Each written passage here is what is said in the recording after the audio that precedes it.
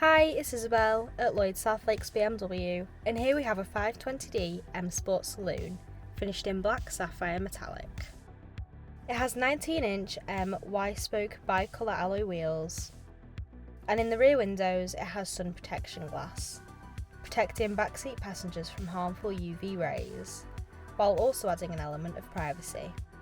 It has a reverse camera, assisting you with parking and reversing, as it gives you extra visibility to use as well as your mirrors. As it's an M Sport car, it has the M Sport suspension, lowering the car by 10mm, and it has a more direct suspension setup for dynamic and sporty driving. It has a top speed of 139 mph, and with 188 brake horsepower, it can get from 0 to 62 in 7.8 seconds.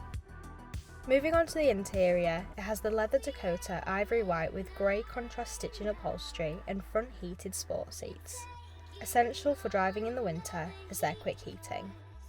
If you're interested in learning more about this 520D M Sport Saloon, please get in touch via the details provided, or come and visit us at Lloyd South Lakes BMW.